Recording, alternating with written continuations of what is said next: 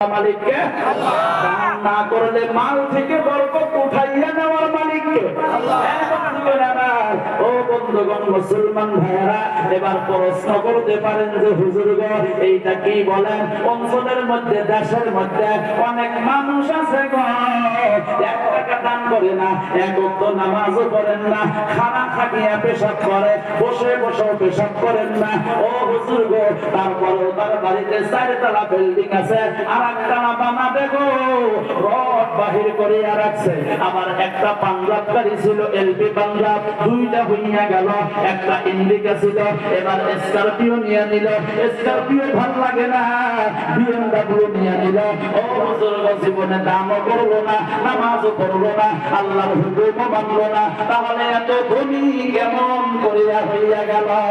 কিন্তু একজন মসজিদের ইমাম সাহেব একজন মসজিদের মুয়াজ্জিন সাহেব নাইবা মাদ্রাসার শিক্ষক মণ্ডলী হুজুররা যারা আছে গো 5 ওয়াক্ত নামাজ পড়ে পারলে পকেট থেকে 2-4 টাকা দান করার জন্য চেষ্টা করে কাউকে ঘুরাইয়া দেয় না কেন দেয় না জানেননি আল্লাহর নবীর বন্ধুগণ এইটা সিফত ছিল কোন ভিখারি যদি আল্লাহর নবীকে বলছেন ও হুজুর গো আমার কিছু নাই খাওয়ার জন্য কিছু দিয়ে দেন আল্লাহর নবী পকেটের মধ্যে হাতটা ঢুকাইয়া দিত যদি কিছু থাকতো গো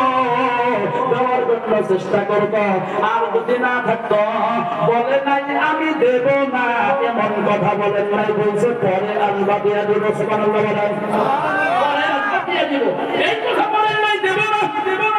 এই মুসলমান বন্ধুগণ আমার কিন্তু সেই হুজুর মসজিদের ইমাম সাহেব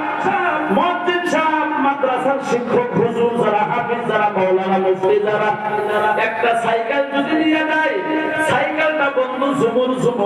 ঝুমুর করে আমার বন্ধুগণ বেল ট্রিং বেল দেওয়ার প্রয়োজন নাই সন্ধ্যে যারা থাকে আগে বুঝতে পারে অমক মুন্সিবারা মনে হয় আইতাছে জোরে বলেন কথা ঠিক কি নয় তাহলে বুঝলাম কেমন করে 5 ওয়াক্ত নামাজও পড়ে দান খয়রাত করে আবার ফেরা উলামায়ে কেরামদেরকে সম্মান করে ইজ্জত করে 1 ওয়াক্ত নামাজও বাদ দেয় না হঠাৎ করিয়া যদি কাজা হয় আদায় করিয়া নাই তারপরে এত গরিব কিন্তু জীবনে 1 টাকা দান করলো না নামাজও পড়লো না বসিয়া পেশাব করে না দাঁড়াইয়া